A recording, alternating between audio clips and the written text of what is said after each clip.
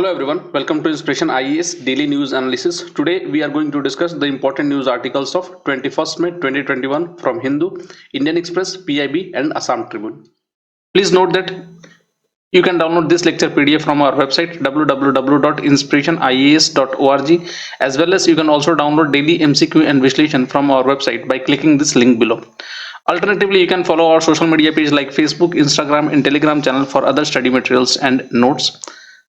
Inspiration IAS has started its online foundation batches for UPSC as well as other state PCS examinations. So if you are preparing for UPSC or other state PCS, then you can enroll in our online come offline foundation batches, where you will be getting the highly interactive classes of India's top UPSC educators. And this program has a unique features in which you have options to shift it from the online to offline format. So whenever the situations permits, you can even shift your online classes to the offline batches. For more information, you can call in this given number, or you can also register in our website. Inspiration IAS has started its online mock test series for UPSC and other state PCS examinations. So if you are preparing for this year prelims examinations 2021, then you can enroll in our mock test series. This mock test series will be available both in online as well as offline format. So for more information, you can call in this given number, or even you can register in our website www.inspirationias.org. So let's start our today's daily news analysis. तो आज का हमारा पहला news है corona से related है। Recently Covishield बोल के एक नया सेल्फ टेस्टिंग किट मार्केट में डेवलप हुआ है। ये एक तरह का सेल्फ टेस्टिंग किट है कोरोना के लिए। तो जैसे आप देख रहे हैं यहाँ पर एड, इसको माई लैब डिस्कवरी सॉल्यूशंस ने बनाया है। ये पुणे बेस्ड कंपनी है, और ये जो कोविशेल्फ है ये इंडिया का फर्स्ट सेल्फ टेस्टिंग किट है फॉर कोविड-19 इन्फेक्शन के लिए। तो समझते हैं। Recently, Indian Council of Medical Research approved India's first self-use rapid antigen test. ध्यान रखिएगा, ये RAT या Rapid Antigen Test for COVID-19 named as Coviself. It is developed by My Lab Discovery Solutions, a Pune-based molecular company, and ICMR is the apex body in India for the formulations, coordinations, and promotions of biomedical researches, and is one of the oldest medical research bodies in the world. दुनिया के सबसे oldest medical research bodies है। तो कोविशेल्फ जो है वो basically ICMR ने approve कर दिया है, इसको बनाया है माई लैब डिस्कवरी सॉल्यूशंस ने। और ये जो टेस्ट है काम करता है रैपिड एंटीजन टेस्ट के ऊपर में, रैपिड एंटीजन प्रिंसिपल के ऊपर में ये काम करता है। अगर इसके बारे में देखा जाए तो it uses a RAT means rapid antigen test and give result within 15 minutes. ये 15 मिनट में ये रिजल्ट दे सकता है। And this test is synced with a mobile app. जैसे आप यहाँ पर देख पा रहे हैं, यहाँ पर एक मोबाइल ऐप है। तो जो भी टेस्ट आएगा ये मोबाइल ऐप से सिंक हो जाएगा, और डायरेक्टली अगर पॉजिटिव रिजल्ट है तो ये डायरेक्टली ICMR के सर्वर में सेंड कर देगा वो पेशेंट के इंफॉर्मेशन और डाटा वगैरह। Coviself which will help directly feed the positive case report on the ICMR portal. The ICMR has advised, ICMR ने कहा है कि this test only for those who have a symptoms or are high risk contacts of positive patients and need to conduct a test at home. ये कहने का अर्थ ये वह लोग टेस्ट करें। ICMR ने गाइडलाइंस जारी किया है कि this test should only be done by those people जिनको लगता है कि वो पॉजिटिव हाई रिस्क कॉन्टैक्ट में आए हुए हैं और उनको एक घर में अपना टेस्ट करने की जरूरत है। तो hence this test can be done at the home. जैसे आपको ये दिख रहा होगा ये स्लाइड, बेसिकली ये एक तरह का जैसे प्रेगनेंसी डिटेक्शन किट होता है वैसा ही कुछ होता है।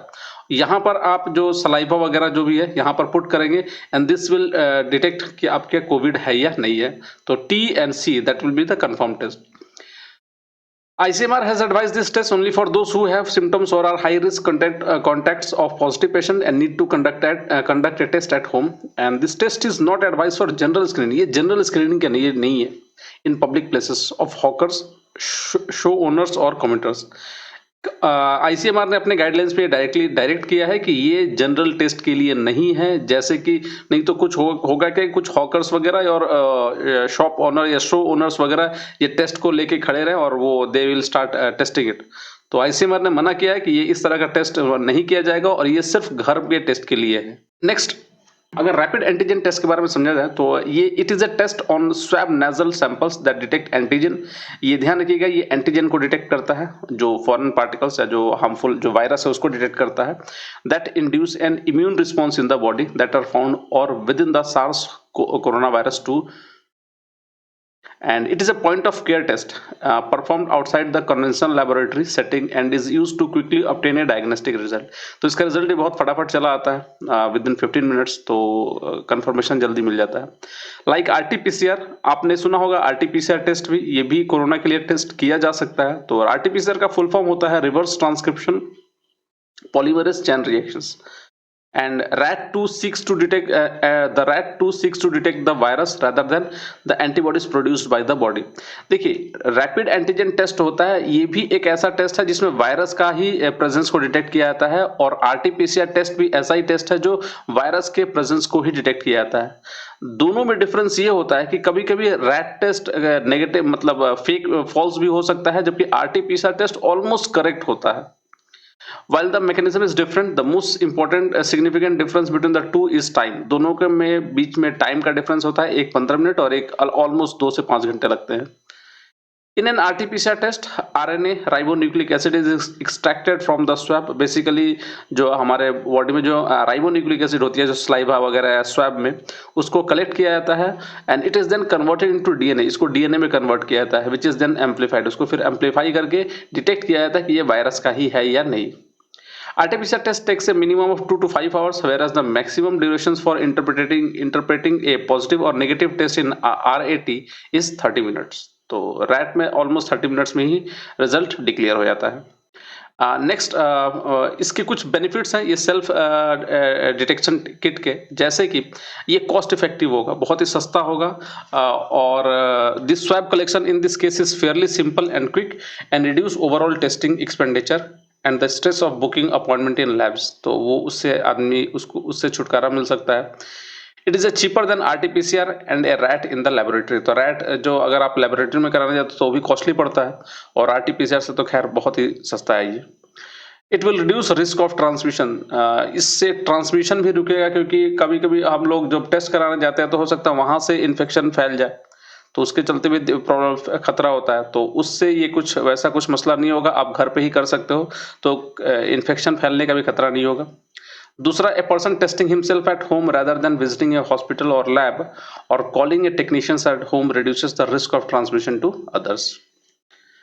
Next, it is reliable. Self collections and self testing will reduce population movement, reduce COVID-19 exposure risk।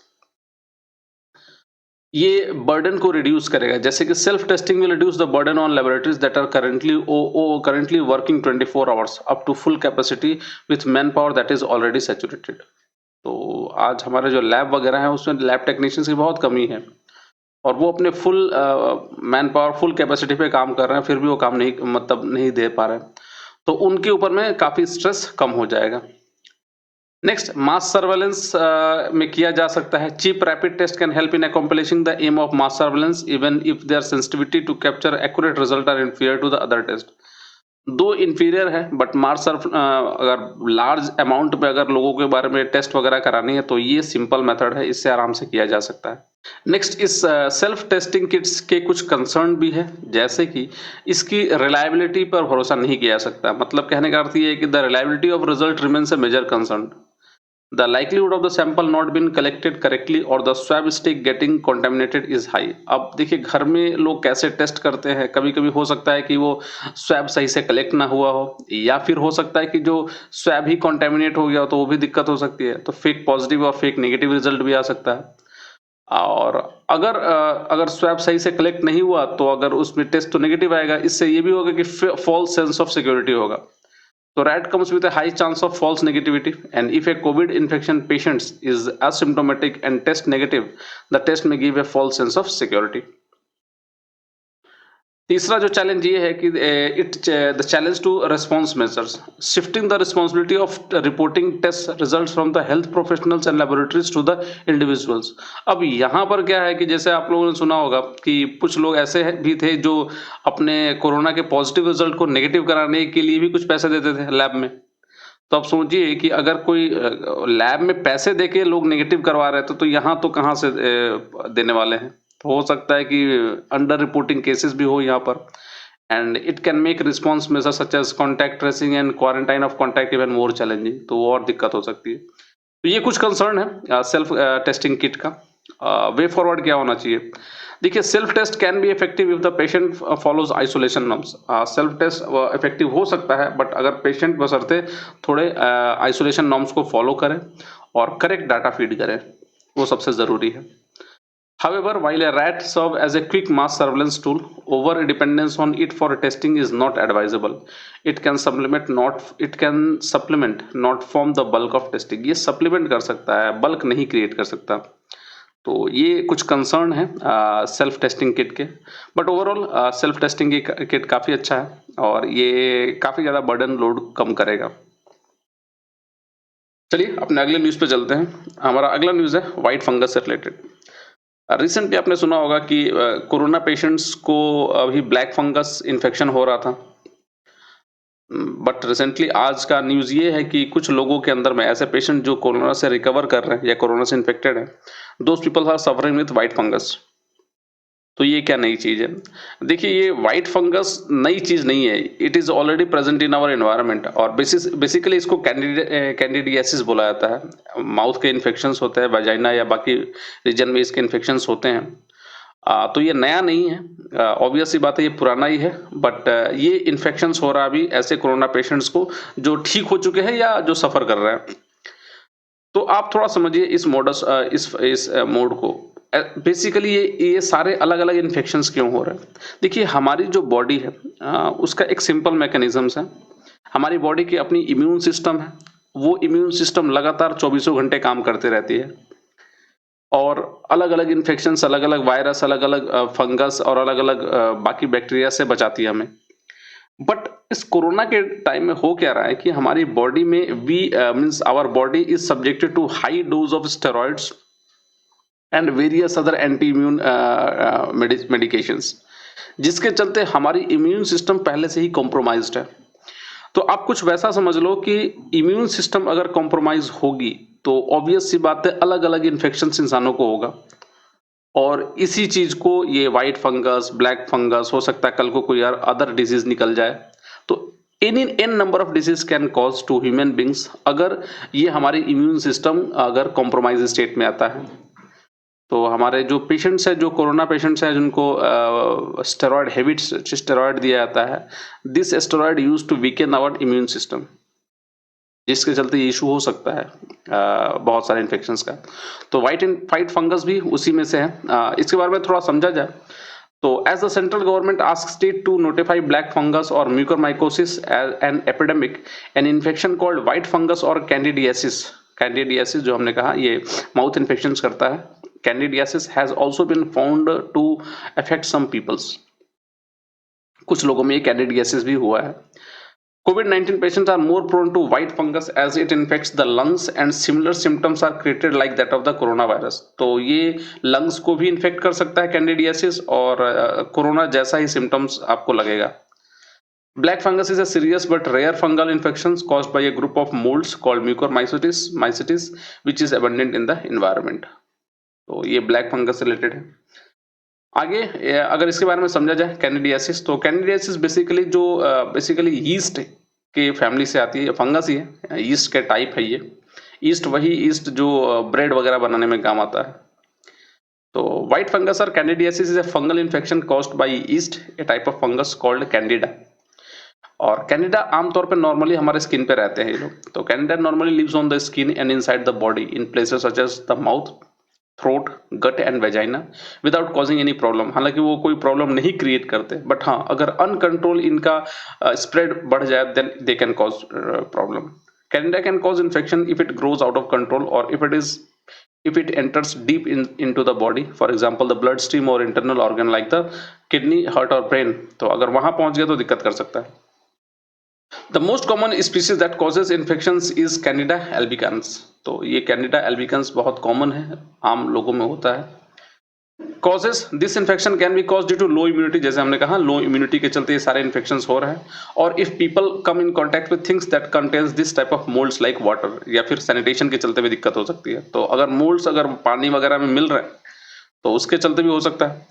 Children and women are more at risk of contacting the fungal infections, like the black fungus. White fungus is also more likely to affect people's with compromised immune system, pre-existing medical conditions, AIDS and recent kidney transplant और diabetes भी reason हो सकता है इस white fungus के spread का। तो हमें इसका सॉल्यूशन यही है कि we need to strengthen our immune system. अगर हमारा इम्यून सिस्टम को स्ट्रेंथ हम करते हैं then these all immunity related disorders can be prevented. तो गवर्नमेंट को कोशिश ये करनी चाहिए कि जो स्टेरॉइड वगैरह एक प्रॉपर मेडिकेशन मेथोडोलॉजी प्रिपेयर किया जाए, जिससे लोगों के इम्यून सिस्टम को उतना सप्रेस ना किया जाए which can lead to the various other diseases.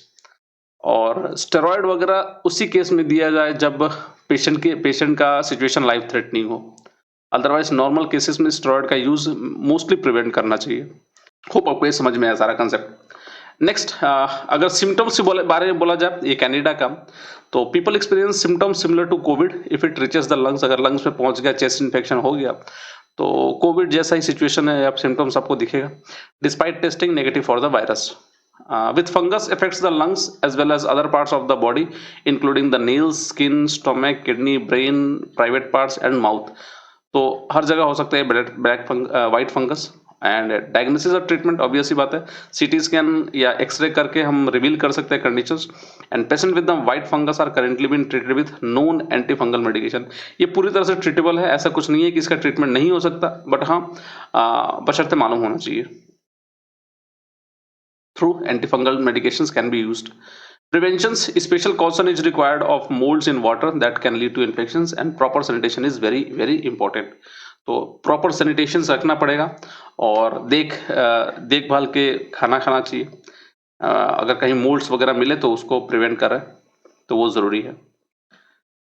That's about the your white fungus disease। हमारा अगला न्यूज है A76 आइसबर्ग से रिलेटेड। रिसेंटली जो कोपरनिकस जो सैटेलाइट है यूरोपियन स्पेस एजेंसी का, उसने एक पिक्चर रिकॉर्ड किया है जिसमें से जो रॉन आइस शेल्फ है, जो अंटार्कटिका में जो सबसे बड़ा आइस शेल्फ है, one of the biggest ice shelf, वहां से जो एक A76, ये जो आपको स्लाइड दिख रहा है यहाँ पर, ये जो बर्फ का टुकड़ा, ये टूट के निकल गया है, ये ब्रेक हो गया है। तो लग रहा होगा आपको कि बहुत छोटी न्यूज़ है, बट ध्यान रखिएगा बहुत बड़ी न्यूज़ है, और ये बहुत बड़ा आइसबर्ग है। और ये इसका टूटने का मेन जो शेल्फ टूटने का रीजन ऑब्वियस ही बात है ग्लोबल वार्मिंग है। ये जो रॉन शेल्फ है लगभग 10,000 सालों से स्टेबल था, बट अचानक ये आज ये स्लैब टूट गया। तो इसके पीछे बहुत गहरा रीजन है। ये जो रॉन आइसबर्ग है, या जो A76 जो आइसबर्ग है, रॉन आइस शेल्फ है, और ये जो A76 आइसबर्ग है, ये बेसिकली वेडल सी में लोकेटेड है, जो अंटार्कटिका रीजन में पड़ता है। An enormous iceberg A76 has carved out from the western side of the Ronne ice shelf lying in the Weddell sea in Antarctica. तो अंटार्कटिका के जो वेडल सी है वहां से ये टूट के निकल चुका है। दूसरा, it measures around 4320 square kilometre, लगभग 4.5 स्क्वायर किलोमीटर का साइज है ये, and currently making it the largest berg in the world. और ये दुनिया का सबसे बड़ा आइसबर्ग बन रहा है टूटने के बाद। पहले ये आइस शेल्फ का हिस्सा था, बट टूट गया तो ये आइसबर्ग में कन्वर्ट हो गया। नेक्स्ट, A76 के बारे में अगर जाना जाए तो it will be the world's largest iceberg. The newly carved berg A76 was spotted in the recent satellite images captured by the Copernicus Sentinel missions. Sentinel-1 is one of the missions of European Space Agency under the Copernicus Initiative, an Earth observation program. तो Copernicus initiative एक earth observation programme है जो ये data को record करती है धरती का। उसने ये डाटा रिकॉर्ड किया है, उसने ये पिक्चर लिया है। It has surpassed the now second place A23A, about 3,380 square kilometre in size and also floating in the Weddell sea. तो वेडल सी में ही ये दोनों आइसबर्ग है, एक A76 जो अभी नाम दिया गया है, और A23A ये अभी बड़ा था, सबसे बड़ा साइज का था 3,380 स्क्वायर किलोमीटर, जबकि ये जो है ऑलमोस्ट उससे भी बड़ा, इससे भी बड़ा साइज है उसका, लगभग 4,500 स्क्वायर किलोमीटर। तो ये थोड़ा इशू है, ये इट शोज दैट हमारी जो धरती है वो बहुत तेजी से गर्म हो रही है। तो अगर आइसबर्ग और आइस शेल्फ के बारे में समझा जाए तो iceberg is ice that broke off from glaciers or ice shelf and is floating in the open water. तो आइस शेल्फ से टूट गया है और टूट के समुद्र में वो तैर रहा है। Iceberg travels with ocean current and either get caught up in shallow water or ground themselves। या तो shallow water से भी टकरा सकते हैं या तो अपने आप को वो ग्राउंड कर लेते हैं। दूसरा, the US national ice centre USNIC is the only organisation that name and track Antarctic icebergs. ये सिर्फ एक ही ऐसी एजेंसी है जो इन सब आइसबर्ग का नाम देती है।